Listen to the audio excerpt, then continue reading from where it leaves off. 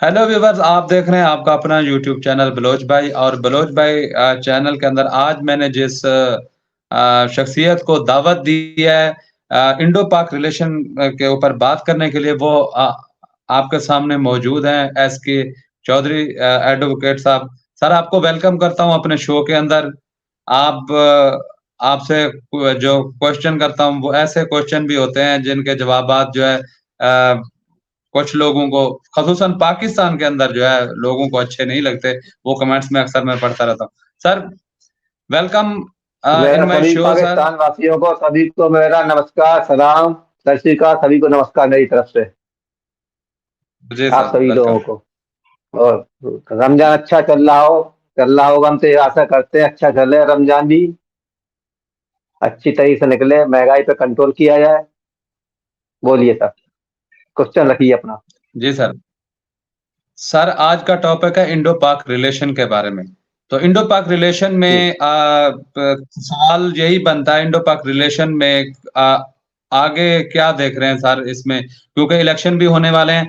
और ये जो दोनों साइड से कंट्रीज का रिलेशन कैसा आप देख रहे हैं कि इसमें कोई अच्छाई की उम्मीद है, या इसमें जो है दोनों तरफ से पहल कौन सा कंट्री को करनी चाहिए, या किस तरह के इकदाम करने चाहिए? जी सर, बताइएगा। भरोज भाई, मेरा कहना यह है कि पहल तो दोनों पार्टी को करना चाहिए हमारे हिसाब से तो। लेकिन इस वक्त क्या है, इंडिया में चुनाव आ गया है। कल से सूचना अधिसूचना जारी हो गई है। तो हमारे यहाँ पर क्या 20 तारीख से नॉमिनेशन शुरू हो जाएगा, 20 मार्च 2024 से। तो इस वक्त अप्रोच तो पाकिस्तान को करना चाहिए। आप भी जानते हो, प्यासा कुएं के पास जाता है न कुआ प्यासे के पास जाता है, ठीक है ना। तो जी सर। पाकिस्तान को भी अप्रोच करना चाहिए। अप्रोच करेंगे मोदी जी से तो कुछ बात बन सकती है किसी हद तक। तो इसमें क्या होता है कि एक पार्टी को तो पहल करनी पड़ेगी, और पहल का ठोस आधार होना चाहिए। उसमें क्या पर्ची वाला काम नहीं होना चाहिए कि आपके यहाँ पर 3 लोग सेंटर है, ये पता नहीं चलता किससे बात करना है। आर्मी से बात करना है, प्रशासन से बात करना, हुकूमत से बात करना है, या मुल्ला मौलवी से बात करना है। तो आपके 3 सेंटर हैं।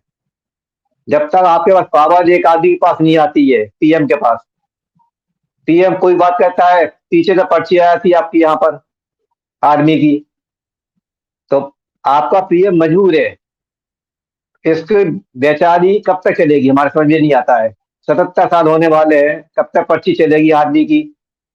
और आप लोगों को प्रोटेस्ट करना पड़ेगा अवाम को। जब तक अवाम प्रोटेस्ट नहीं करेगी, जब तक आपकी हुकूमत आपका साथ नहीं दे सकती है। आप लोगों को इसी तरह महंगाई झेलना पड़ेगी। इंडिया तो चाहता है, पीस बना रहा है। भाई, पड़ोसी से अच्छा दोस्त तो कोई नहीं होता है। तो मैं तो चाहती पड़ोस में दोनों दोस्त बन के रहे तो विकास ज्यादा हो सकता है दोनों का। भले ही आप हमारा नुकसान करोगे, हम आपका नुकसान करो, उससे फायदा कुछ नहीं होने वाला है। जब विदेशी हुकूमत होती है, यूरोपियन कंट्री, अमेरिकन कंट्री, या चाइना मान लो अपना, चाइना भी चाहता है कि इनमें पीस नहीं आए। दोनों कंट्री में पीस आ गया तो ये ग्रोथ कर जाएंगी दोनों। हमारी जरूरत नहीं पड़ेगी इनको, अमेरिका को जरूरत नहीं पड़ेगी, ना यूरोपियन कंट्री जरूरत पड़ेगी। तो ये हमें अपना विवेक से काम करना है दोनों को। जिसमें सबसे ज्यादा जरूरत है पाकिस्तान को। भाई, इंडिया तो करना चाहता है, आप भी जानते हो। जो 4 अटैक की है पाकिस्तान ने शुरू की है। इंडिया कभी अटैक नहीं करता है, ये मान के चलिए आप। राम राज्य के जमाने से कभी इंडिया ने अटैक नहीं किया। भगवान राम भी थे, श्रीलंका को जीता उन्होंने। फिर वो राजपाट उनके भाई को दे दिया, रावण के छोटे भाई को। हम लोगों की पॉलिसी कभी नहीं रहेगी किसी के देश पे कब्जा करना। तो ये कहीं पॉलिसी भारत की नहीं रहेगी, ना आज भी है, ना कल भी, ना कभी रहेगी। वो कहते हैं हमारा जो देश है, हमारा जो राज्य है, वो सुरक्षित रहे। हमसे कोई नहीं बोले, ना कोई परेशान करे हमें। तो हिंदू एक शांत स्वभाव का होता है। हिंदू का नेचर जो होता है शांत स्वभाव का होता है, को बता दें आपको। कहने को जी इतने जी। हिंदू रहते हैं, 100 करोड़ से ऊपर हिंदू है हिंदुस्तान के अंदर, लेकिन कभी भी संघर्ष नहीं देखा होगा आपने। इतने बड़े 2-2 जी 4-4 लाख बिल्कुल। आदमी मेले में जाते हैं, 10-10 लाख आदमी जाते हैं मेला में, आपने देखा कभी बम नहीं फटता है। यहाँ कुंभ का मेला लगता है तो एक दिन में कम से कम 20 लाख 50 लाख आदमी तक जाता है। कभी कभी आबादी 1 करोड़ तक हो जाती है, ये मान के चलिए आप। 1 करोड़ की आबादी बहुत बड़ी होती है। तो हिंदू सहिष्णु होता है। वो लड़ने में बिलीव नहीं करता है, पढ़ने में बिलीव रखते हैं। हम लोगों को क्या लड़ाई में बिलीव नहीं रहता है, बट समय नहीं मिलता था। सब स्टडी पे लगे रहते हैं, पढ़ाई पढ़ाई पढ़ाई। तो जो हम लोग करते हैं अभी बच्चे करते हैं, अभी हमारे हमारे पिताजी ने किया वो हम लोग कर रहे हैं। तो यहाँ स्टडी पे फोकस ज्यादा होता है। जो भी यहाँ के आदमी रहने वाला है, किसी समाज समाज का हो, वो क्या जैसे कल्चर में आ जाता है वैसे कल्चर में ढल जाता है वो, चाहे मुस्लिम हो, ईसाई हो, सिख हो, उसकी आदत पड़ जाती है साथ साथ रहते रहते। आप क्या हुआ, आप हमसे अलग हो गए, बल्कि दसियों साल से अपन लोग साथ रह रहे थे, 1000 साल 2000 जन्म से रह साथ रह रहे हैं। तो ये कंसेप्ट तो आपकी थ्योरी तो फेल हो गई हिंदू मुस्लिम वाली। तो आपको प्रयास शहबाज शरीफ को, नवाज शरीफ को करना चाहिए, मोदी जी से बात करना चाहिए। सबसे पहले आप टेट खोलिए, फ्री, आप सबसे पहले वीजा फ्री करिए आप तो। भाई पहले आप करिए पहले, कि भाई हम हिंदुस्तानियों को वीजा फ्री कर रहे हैं अपने यहाँ पर, कोई भी आ सकता है। उससे क्या हुआ, थोड़ी जो बुराई चल रही है वो थोड़ी पिघल जाएगी। जैसे ईरान ने फ्री कर दिया, सऊदिया ने फ्री कर दिया। भाई सऊदी से बड़े मुसलमान तो आप हो नहीं, न यूएई से बड़े हो। जब सऊदी वीजा फ्री करता है, 55-56 कंट्री वीजा फ्री कर दिया है इंडिया को, तो आप भी कर सकते हो। बल्कि अपन तो पड़ोसी है, एक ही थे।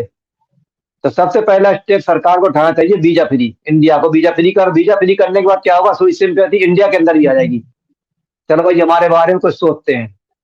जो भी मंदिर है लाहौर में, गुरुद्वारा है, चर्च है, उनको रिनोवेट कराया जाए। उससे क्या होता है, सिंपैथी आ जाती है, जनता के अंदर ही आ जाती है, आवाम के ऊपर प्रेशर भी आ जाता है, हुकूमत के ऊपर प्रेशर आ जाता है जनता का। देखो भाई पहले उन्होंने क्या किया भूल जाओ, अब वे सुधर गए हैं तो देखो अच्छा काम कर रहे हैं। तो एक प्रेजेंटेशन अच्छा होना चाहिए कि भाई हम हिंदू से घृणा नहीं करते हैं, सिख से घृणा नहीं करते हैं, सबकी के साथ खाना खाइए। आप उससे दूर मत कीजिए कि हम उसके बाल नहीं काटेंगे हिंदू के। आपके यहाँ भाई कल्चर चल रहा है कि हिंदू के बाल नहीं काटेंगे, हिंदू के साथ खाना नहीं खाएंगे, हिंदू को अपना नाम छिपा कर रहना पड़ता है, मुस्लिम नाम बताना पड़ता है। तो ये आपको दूर करना पड़ेगा। देखो कहीं ना कहीं से जब कोई चीज एनिमी होती है, सत्यता होती है, तो कहीं ना कहीं अपन को समझौता करना पड़ता है। तो पाक को जिस पे काम करने की बहुत जरूरत है। अब पाक ये यूनाइटेड नेशन में गया, 2 इशू लेके गया, एक सीए का इशू लेकर गया, एक गया राम मंदिर का, जबकि उसका कोई मतलब नहीं था। बायकाट भी हुआ उनका, भारत ने बायकाट कर दिया 115 पर, तो चला गया इस्लामोफोबिया में। उससे कोई फायदा नहीं होता। चीन आपके कंधे बंदूक धके चला रहा है। बस चीन इतना अगर सगा था तो चीन मुसलमानों को परेशान क्यों कर रहा है, उइगर मुसलमानों को? उनको रिलैक्स देना चाहिए, मस्जिद क्यों तोड़ रहा है? तो मतलब कह रहा आप चीन की चिंता मत करो, आपको समझना पड़ेगा कि इंडिया के बिना आपका नहीं चल सकता है। इंडिया का बॉर्डर से बॉर्डर लगा हुआ है, जो दवाई के लिए आप परेशान हो, सब्जी फ्रूट कोई चीज ले लो XYZ, इंडिया के अंदर हर चीज अवेलेबल है। जब आपकी दोस्त का संबंध हो गया तो आपको IMF के पास बेल आउट पैकेज लेने नहीं जाना पड़ेगा, जब मान के लिए आप। इंडिया आपको माल भी दे सकता है, $1 बिलियन भी दे, हर चीज सप्लाई दे सकता है। पैसे जूत क्या पड़ना, जब इंडिया सब सामान दे रहा है अपने रुपयों में, भाई माल बेच के पैसा देते रहो, ठीक है ना? तो समझौता तो सब चीज हो सकता है, एंड किसी चीज का नहीं होता है। बस थोड़ा आपको सेंस रखना है, संयम बरतना है कि भाई हम कैसा क्या करना है। आपको ये दुश्मनी तो छोड़ना पड़ेगी, और जो रियासत मदीना का जो अपने कंसेप्ट बना रखा है वो छोड़ना पड़ेगा। देखो सेकुलर कंट्री बनने के बाद क्या होता है, हर कंट्री का, हर उद्योगपति का ट्रस्ट आ जाता है। अभी सेकुलर कंट्री में यह नहीं पता चलता है कि अगर कोई इंडस्ट्री वाला पैसा लेके जाता है पाकिस्तान में, पता नहीं कब बिलासपुर का आरोप लग जाते और कब इसके जान चली या प्राण पसड़ उड़ जाए। तो डरता है व्यापारी जाने में। भाई आदमी जो टेबल होता है, हमने घूमने वाले भी, तो हमें भी डर लगता है भाई वहां जाएंगे लाहौर में तो खाना मिलेगा नहीं मिलेगा। भाई खाना कितना ले, भाई खाना तो होटल में खाना ही पड़ेगा ना। तो वो तो अपना नाम हिंदू को तो समझ जाएंगे भाई इंडिया से आया हुआ है ये आदमी। मान चलो हम विजिट करते हैं लाहौर का, और मैं फ्री घूम रहा हूँ वहाँ, और खाना खाने जाता हूँ होटल में, तो मैं तो अपना हिंदू नाम बताऊंगा, वो तो समझ जाएगा, इससे 1% समझ जाएगा, इंडियन रुपीज से समझ जाएगा, या डॉलर भी देगा तो समझ जाएगा। भाई टोन पकड़ में आ जाती धीरे धीरे। भाई सकल सूरत अपन लोग एक सी है, कहीं कहीं तो पकड़ में आती, होटल में ठहरेगा रहेगा तो कहीं नहीं पकड़ लग जाती है। तो कहने का मतलब ये पहली बात तो अपने सिस्टम बिल्कुल सही करना पड़ेगा कि हिंदू है, मुस्लिम, सिख, ईसाई कोई भी हो, सब एक से हैं। ये ध्यान से जब तक आपकी आवाम नहीं निकालेगी, भाई आप लोग पढ़े लिखे हो, समझ जाते हो कुछ नहीं होता हिंदू मुस्लिम। आजकल क्या है, जो बार हो गई है, इकोनॉमी की बार हो गई है आर्थिक के आधार पे। क्या अगर पैसा है, डॉलर है, तो आपकी इकोनॉमी चल रही है। आप किस किस से बुराई लेंगे? आपका सऊदी आपकी मुस्लिम कंट्री साथ नहीं दे रही है, सऊदी आपका साथ नहीं दे रहा है, अफगानिस्तान साथ नहीं दे रहा है, ईरान साथ नहीं दे रहा है, वे सब इंडिया के साथ है। आपकी घेराबंदी इंडिया जानबूझ के कर रहा है पाकिस्तान की। जब कोई आदमी डर जाता है तो घेराबंदी की जाती है कि भाई ये सही रास्ते पे आ जा, सही रास्ते पे आ जा। तो वो क्या है, आपके यहाँ पर कुछ लोग हैं जो सही रास्ते पे आना चाहते हैं, लेकिन चंद लोग हैं वो।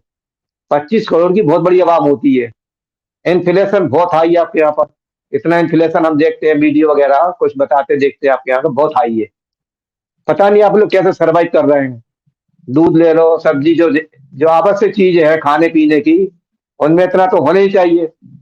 अब जो आईएमएफ का प्रोग्राम जो आपका आ रहा है, उसमें 18% एक्स्ट्रा बजट बढ़ के आ रहा है आपका। तो अभी गैस के रेट बढ़ गए शायद अभी आपके यहाँ। तो कब तक टोलरेट करोगे इनको, सरकार को? सरकार तो सीधी आवाम को बात करना चाहिए, प्रोटेस्ट करके। हिंसा मत करिए आप सीएम कार्यालय घेरे, पीएम कार्यालय घेरे। भाई जय जय सूर्य, बताइए आपका पास क्या रोड मैप है? जैसे हमारे यहाँ का रोड मैप है कि हम 2030 तक थर्ड इकोनॉमी बन जाएंगे वर्ल्ड में। 2047 का दे दिए नारा, नंबर 1 पे पहुंच जाएगी इंडिया। 2047 आगे लेके चल रहा है। हो सकता है पहले भी हो जाए। 2047 से भारत बन जाएगा और नंबर 1 की इकोनॉमी होगी दुनिया में, भारत की। एक हमारा गोल है। गोल के पीछे ऐसा नहीं था, सभी लोग काम करते हैं, मोदी जी हो, चीफ मिनिस्टर हो, अवाम हो, सब उस दिशा में काम करने लगती है कि हमें नंबर 1 पे पहुंचना है। जुनून होता है हम लोगों के अंदर, कैसे एक्सटेंड करें व्यापार को। हमारे यहाँ पर चिप बनने वाली है, चिप में हमारा हब बनेगा। अभी आईटी एक्सपोर्ट करते थे हम, आगे चिप के बिना तो कोई काम ही नहीं कर सकते आप। हर चीज में चिप चाहिए आपको। तो मैन्युफैक्चर हब हमारे यहाँ का बनता जा रहा है। कोई भी इंडस्ट्री वाला हो दुनिया का, वो हमारी शर्तों पे काम करता है। आप सोचते हैं कि जब हम हथियार खरीद रहे हैं अमेरिका से, AIM-9B क्यू डॉलर में खरीदे, लेकिन हम तो टेक्नोलॉजी ट्रांसफर करते हैं, हथियार नहीं खरीदते ड्रोन वगैरह। हमें कहते प्लांट भी हमारे यहाँ लगाई है, टेक्नोलॉजी ट्रांसफर करिए मुझे। 4 बिलियन 40 बिलियन से मतलब नहीं होता मुझे, आप पैसा कितना ही मांगे आप। देख, टेक्नोलॉजी ट्रांसफर करना पड़ेगी इंडिया को, आपको इंडिया में निर्मित होगा और इंडिया की मोहर लगेगी इसमें।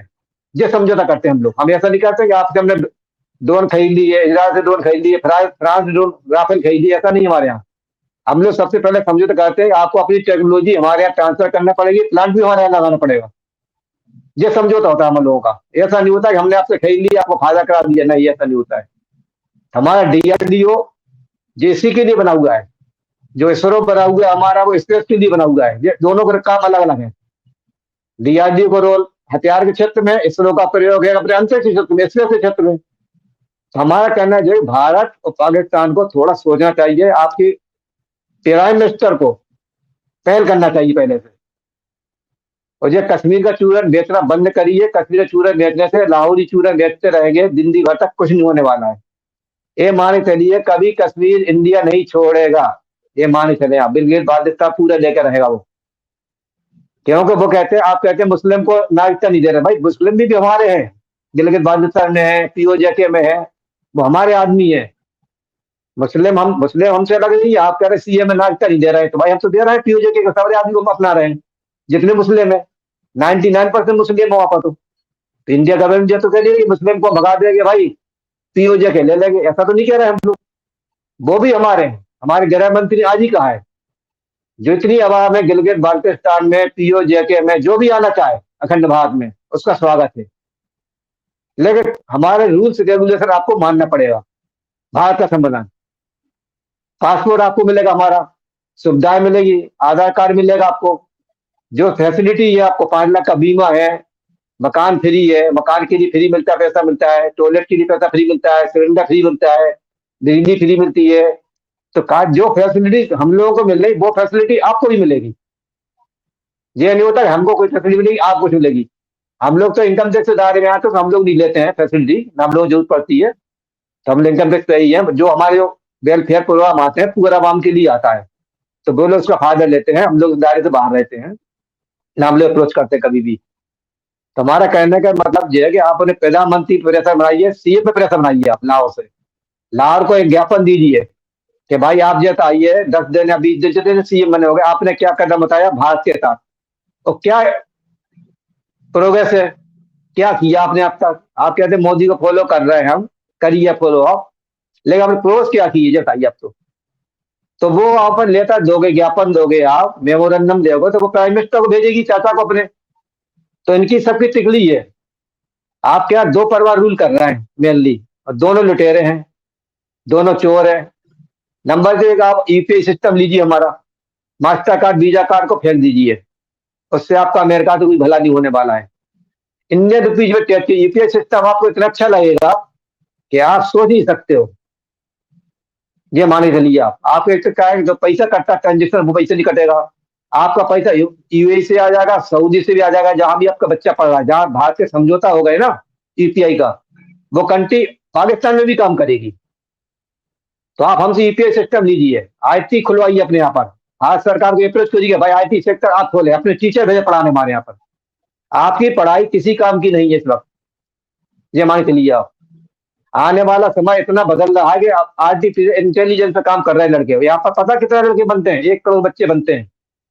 एनसीए, बीटेक, इतनी बार पढ़ाई करना, इतने कॉलेज बने हुए, हब बना हुआ है दिल्ली के अंदर, झांसी के अंदर, आगरा के अंदर। तो आपको सबसे पहले एजुकेशन की हमसे टेक्नोलॉजी लीजिए, हमारे टीचर बुलाइए पाकिस्तान में। टीचर कब जाएगा, जब सुरक्षा मिलेगी, जान की सुरक्षा मिलना चाहिए उसे।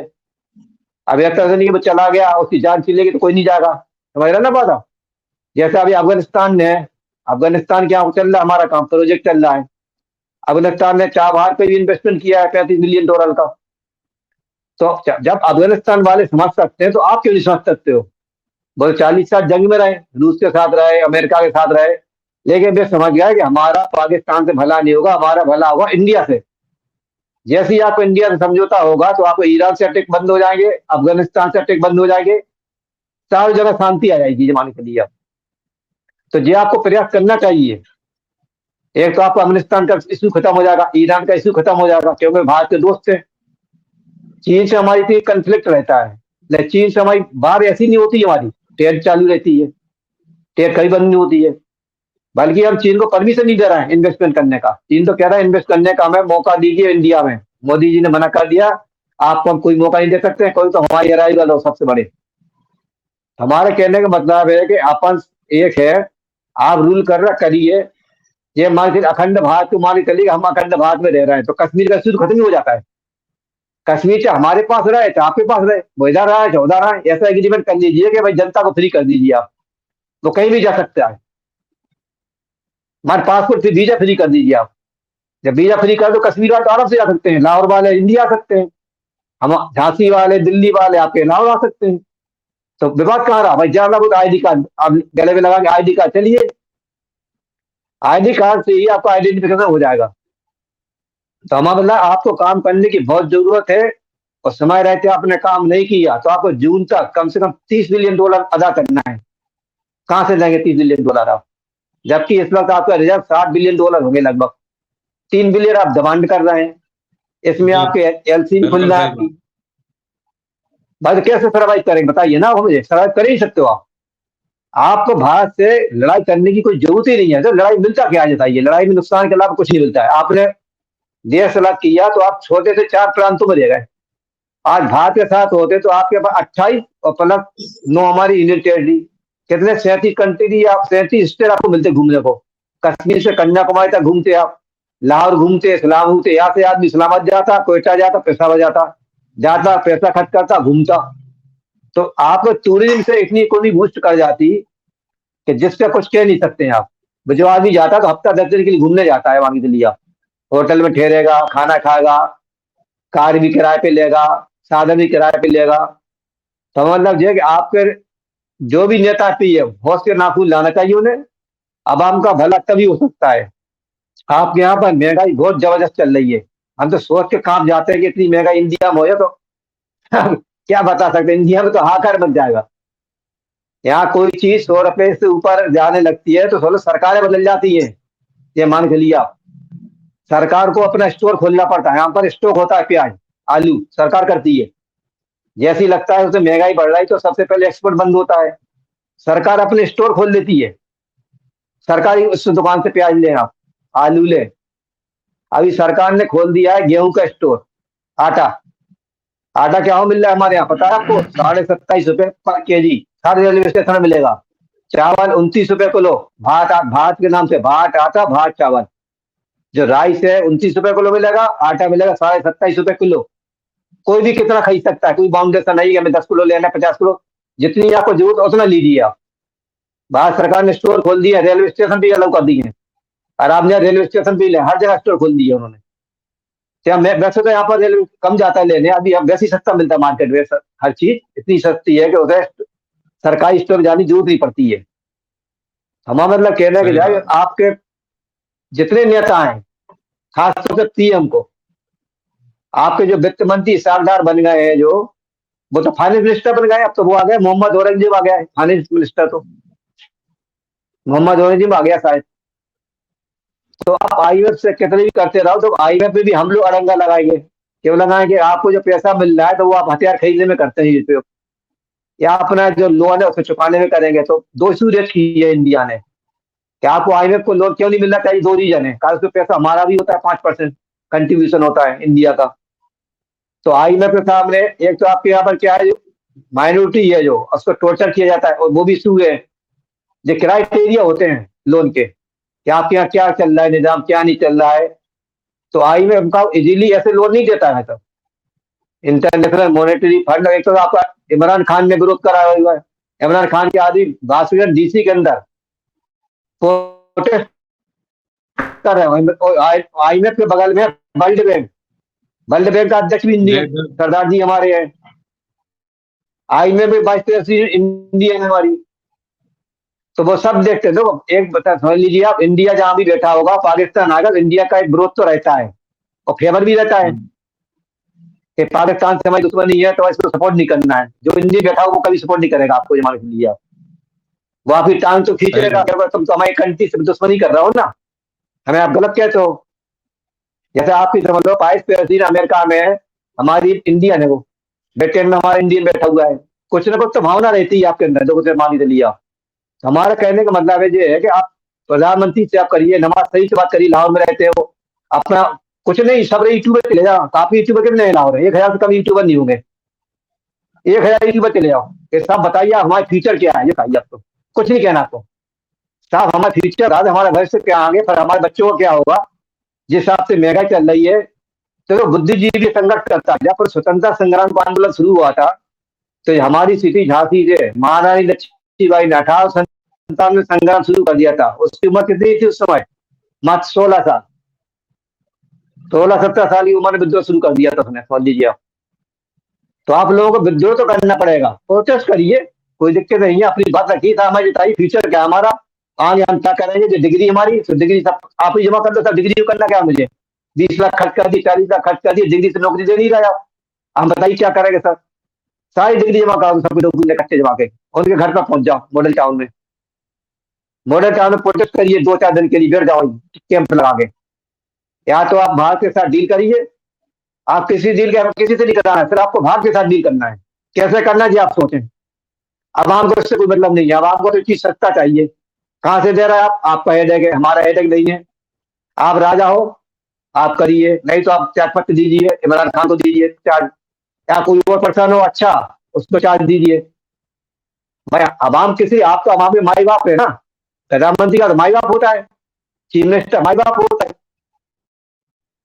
तो उनको आपको प्रोटेस्ट तो करना पड़ेगा। आप जितने यूट्यूबर हैं, जितने वकील हैं, वकीलों को सपोर्ट लीजिए, आप वकीलों से रहिए, आप जो पढ़ा लिखा वर्ग है ना आपको, जो शिक्षित एजुकेटेड, आप उनको सभी को सपोर्ट करिए, एक एजेंडा घुमाइए कि आपको प्रधानमंत्री के नमाज पर इस तारीख को खोल दीजिए, इस तारीख को अपन को प्रोटेस्ट करना है, अपनी बात रखना है, उसका मेमोरेंडम बना लीजिए, क्या क्या इशू हमारे।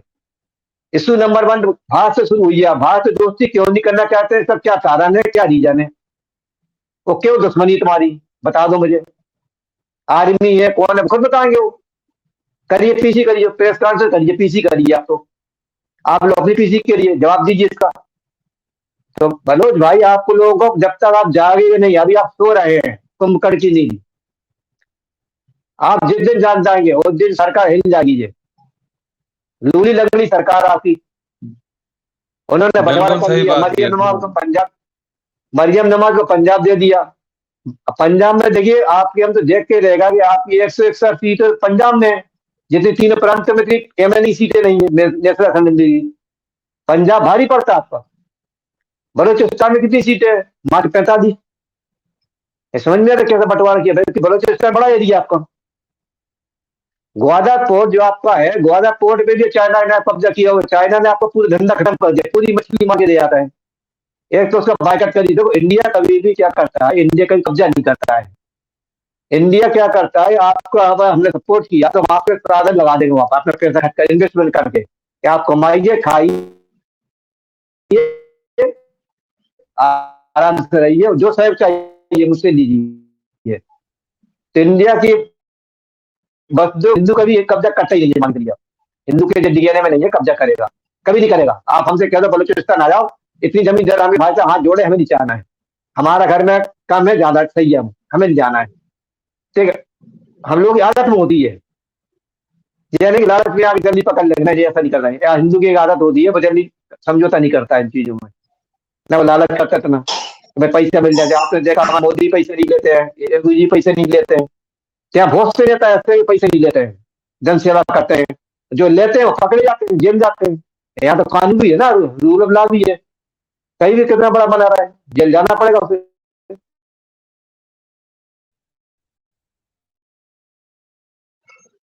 क्षमा मतलब जी। कहने का मतलब ये है कि आप लोग प्रोटेस्ट करना चाहिए। और डर क्यों रहे हो, सांझ करिए, घर पर करिए आप प्रोटेस्ट।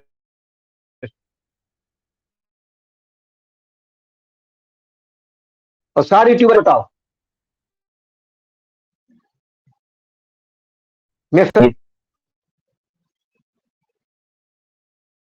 करिए साहबा सरी करिए।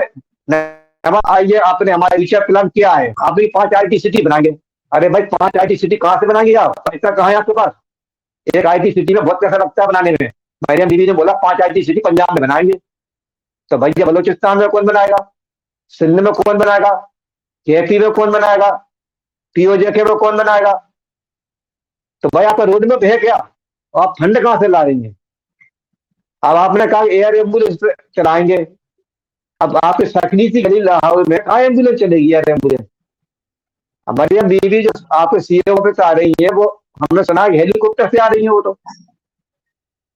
तो आप ऐसे रही ज्यादा बैठा देंगे, जिन्हें गरीबों को क्या